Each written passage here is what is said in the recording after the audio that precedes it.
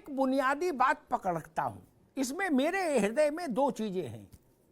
एक, मेरा मन उन इस बात से बड़ा आहत होता है कि जो लोग सुरक्षा बलों में हैं, चाहे वो अर्धसैनिक बलों में हो और चाहे राज्य के पुलिस बलों में हो,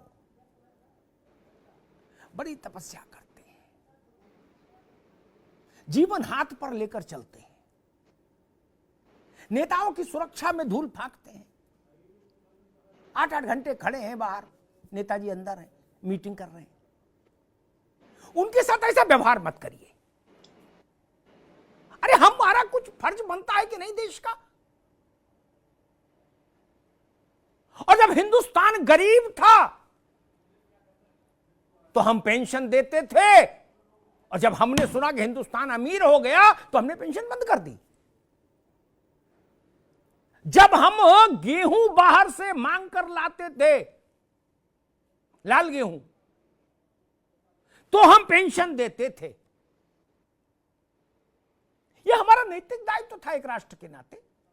और जब हम बड़े जहाज खरीदने लगे, बड़े बुलेट ट्रेन बनाने लगे और वैभव हो गया, तमाम तरीके के गैजेट्स आ गए और तमाम भव्यता हो गई, तो हमने उनको बाजार के हवाले कर दिया। बाजार अच्छा है, लेकिन हर चीज बाजार के हवाले नहीं हो सकती। हमारा अध्यापक बाजार के हवाले नहीं होना चाहिए। अच्छा बताइए, जो लोग ये कहते हैं कि भ्रष्टाचार 10 लाख 20 लाख की जो संख्या है, ये जवानों की पुलिस और पैरामिलिट्री फोर्स में ला दीजिए, अध्यापक सरकारी राज्यों के और केंद्र के मिला दीजिए, अध्यापक क्या भ्रष्टाचार कर लेगा भैया बताइए? क्या भ्रष्टाचार कर लेगा? बहुत होगा तो कोई बच्चा अपने घर से गन्ने का रस ले आएगा, कोई शकरकंदी ले आएगा, गुरुजी भिजवाई है घर वालों ने, आप रख लो। इससे ज्यादा तो कुछ नहीं वहां। ये एक मसला है बंधु जी। लेकिन फिर भी भारतीय जनता पार्टी ने एक रोशनदान खोला है, दरवाजा ना सही लेकिन रोशनदान खोला है। कैसे देख रहे हैं आप इस बात को? बड़ी बात है, छोटी बात नहीं। देखिए, मैं तो स्वागत करता हूं, और अगर विचार कर रहे हैं तो अच्छी बात है। अभी बीजेपी के प्रवक्ता महोदय ने एक बात कही, रेवड़ियों की बात कही। सामाजिक सुरक्षा रेवड़ी नहीं है, पहले ये बात को क्लियर कर ले। सामाजिक सुरक्षा व्यक्ति के जीवन जानकारी कर दी, मैंने उसको पहले ही कह दिया। नहीं, वो उस पर उन्होंने स्पष्टीकरण दे दिया था विजय जी। और दूसरी बात, आपने कोरोना काल की चर्चा की, आपने कोरोना काल की चर्चा की। मुझे तो बड़ा दुख हो रहा है कि प्रदेश सरकार और केंद्र सरकार, जिस दौर में सारी सिस्टम टूट गए, सारी मानवता खत्म हो रही थी, उसी दौर में सफाई कर्मचारी, उसी दौर में नर्स, उसी दौर में डॉक्टर, उसी दौर में पुलिसकर्मी, उन लोगों ने कब किया जब नेताजी लोग अंदर रहे। उस कोरोना टाइम में सबसे ज्यादा काम सरकारी कर्मचारियों ने किया। उस टाइम में एक बेहतर मौका था कि आप और आपकी सरकार उन कर्मचारियों को तोहफे के रूप में सामाजिक सुरक्षा देते। इससे बड़ा वर्क, इससे बड़ी घटना हमारे आपके जीवन में शायद नहीं थी। ये बड़ा महाप्रलय था। उस दौर में अपनी जान की बाजी लगा करके, अपनी जान की बाजी लगाकर डॉक्टरों ने, नर्सों ने काम किया। लेकिन मैं आपसे कहना चाहता हूं, आपने अभी एक बात कही कि 18 साल उनकी रही, 20 साल उनकी रही। ठीक, उन्होंने गलतियां की। मैं आपसे निवेदन कर रहा हूं विनम्रता पूर्वक, आप गलती ना करो। आप भी 8 साल हो गए तो आप ये तोहफा पूरे देश को दीजिए। मैं प्रधानमंत्री जी पूरे देश को तोहफा दें। और मैं आपसे एक और बात कहना चाहता हूं कि ये कोई, आप हमें बख्शीश नहीं देंगे, ये संवैधानिक हक है, हमारी व्यवस्था है, और सुप्रीम कोर्ट ने बोला है ये पेंडिंग वेतन है, उसकी गाइडलाइन में सुप्रीम कोर्ट लिखा हुआ है, ये पेंशन हमारी पेंडिंग वेतन है।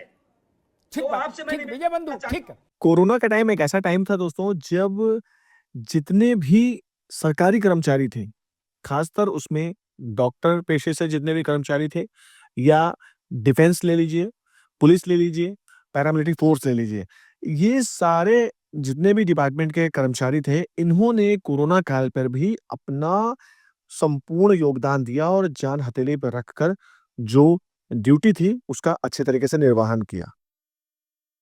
जैसा कि अमिताभ अग्निहोत्री जी बोलते हुए नजर आ रहे हैं कि जब देश हमारा गरीब था, गरीब इन द सेंस कि जब इतने संसाधन नहीं थे, तब सरकारी कर्मचारियों को पुरानी पेंशन योजना ये सरकार देती थी।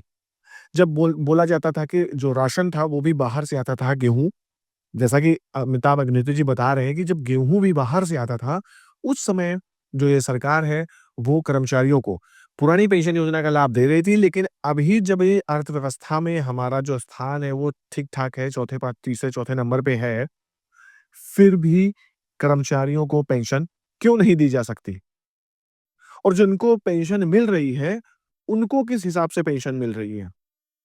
जो नेता दागी हो जाता है, ये सरकार उसको भी पेंशन देती है। तो नियम कानून जो किस प्रकार से बनाए गए हैं, शायद वो कानून जो है वो बड़े-बड़ों के लिए है या किस प्रकार से है, ये तो आप भी समझ सकते हैं। लेकिन पेंशन का जो मुद्दा है, इस पर अभी भी सुई अटकी हुई है। विजय कुमार बंधु जी, जैसा कि बोलते हुए देखते हुए आप नज़र आते रहते हैं कि जो ओपीएस के बराबरी हमें कोई भी अदर पेंशन स्कीम नहीं चाहिए, हमें हूबहू पुरानी पेंशन योजना चाहिए। सरकार का कहना ये है कि जो यूपीएस स्कीम आई है वो हूबहू ओपीएस के जैसे ही है। अब जब इसके बारे में डिटेल से आप खुद समझेंगे, तब आपको क्लियर हो जाएगा कि भाई ओपीएस में किसी भी प्रकार का कर्मचारी योगदान नहीं करता है, लेकिन यूपीएस में तो करना पड़ता है। ओपीएस में तो जीपीएफ सुविधा है, जिसमें आप पैसा अपना जमा करेंगे तो उसको विद इंटरेस्ट आप कभी भी यूज़ कर सकते हैं, किसी भी विपरीत परिस्थिति में। लेकिन आप जो अपना पैसा इसमें दे रहे हो यूपीएस में या यूपीएस में या एनपीएस में, और यदि आपको वो पैसा अगर आपने निकाल लिया, तो जो भी आपका पैसा खाते में जमा है वो कम हो जाएगा और भविष्य में जब आप रिटायर जाएँगे, तो पेंशन आपकी कम हो जाएगी। तो ये कौन-सी बात हो गई? ओपीएस में तो ऐसा प्रावधान नहीं है। फिर ओपीएस में आप 20 साल सर्विस करके रिटायर अगर चले भी जाते हैं वीआरएस लेकर, तो आपको पेंशन मिलेगी। लेकिन क्या यूपीएस में ऐसा है? यूपीएस में तो आपको भी पता है कि अगर आप वीआरएस ले लेंगे तो पेंशन वीआरएस डेट से नहीं, आपके 60 साल जब आप सुपरनेशन एज कंप्लीट कर लेंगे, तब पेंशन मिलेगी। तो सबसे बड़ी बात तो यही है कि जब आपको पेंशन ही वीआरएस के टाइम पे नहीं मिल रही है, तो किस प्रकार से ये हूबहू पेंशन है? हाँ, ये पेंशन इस हिसाब से बताई जा रही है कि भाई ओपीएस में क्या था कि निश्चित पेंशन की गारंटी थी कि जब आप रिटायर जाएँगे तो आपका बेसिक का 50% आपको पेंशन मिलेगा। हूबहू इन्होंने यूपीएस में भी सेम यही चीज़ रखी है कि जब आप रिटायर जाएँगे तो आपको आपके बेसिक का 50% भी आ जाएगा। लेकिन अन्य जो भी चीज़ें हैं वो तो आपको नहीं दे रहे हैं। किसी भी कर्मचारी को यदि जाना पड़ गया वीआरएस आपकी पारिवारिक दिक्कत को चलते हुए, तब तो फिर उसको पेंशन ही नहीं मिल पाएगी। तो इन सब चीज़ों को देखते हुए भी सरकार ये बोलती है कि नहीं, ये तो हूबहू ओपीएस के जैसे ही है। यूपीएस पेंशन स्कीम हालाँकि उनके लिए बहुत अच्छी है, जिनकी जॉइनिंग अपने विभाग में लेट हुई है। जैसे कि टीचर हो गए या अन्य किसी विभाग, सरकारी विभाग में जिसमें उनको जॉइनिंग या उनका नंबर लेट आया और उनको जॉइनिंग 38 साल, 40 साल में दी गई। तो उनके लिए तो बेटर है कि भई उनकी सर्विस ज़्यादा बची नहीं है और एलपीएस में वो ज़्यादा अपना पैसा जमा नहीं कर पाएँगे। तो इस वजह से उनका जो कॉर्पस है वो उतना अच्छा खासा होगा नहीं और जो पेंशन है वो कम बनेगी और रीज़न यही है कि जिन जिन लोगों की पेंशन 2000, 3000, 1000, 500 रुपए बन रही है, एक्चुअल रीज़न यही है दोस्तों कि उनकी जो सर्विस का ड्यूरेशन है वो कम था और जो पैसा था वो ठीक से जमा नहीं हो पाया और जो पेंशन बनी वो ऑलरेडी कम बनी। लेकिन इसका मतलब ये नहीं है कि अगर आप एनपीएस में लंबी सर्विस करेंगे तो आपकी पेंशन बहुत ज़्यादा बन जाएगी। अगर पेंशन चलिए बन भी जाती है 15-20 हज़ार, 25 हज़ार रुपए एनपीएस में, तो भाई वो एक समय ऐसा आएगा कि वो पेंशन ऑटोमेटिकली दम तोड़ देगी।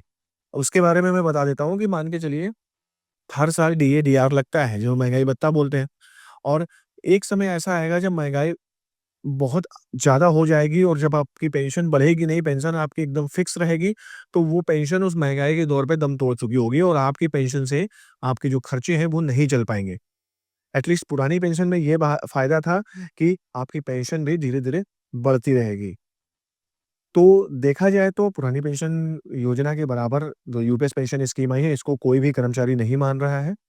3 लाख कर्मचारियों में से 50,000 ने भी यूपीएस पेंशन स्कीम का चुनाव नहीं किया है, वो एनपीएस में ही रह गए हैं।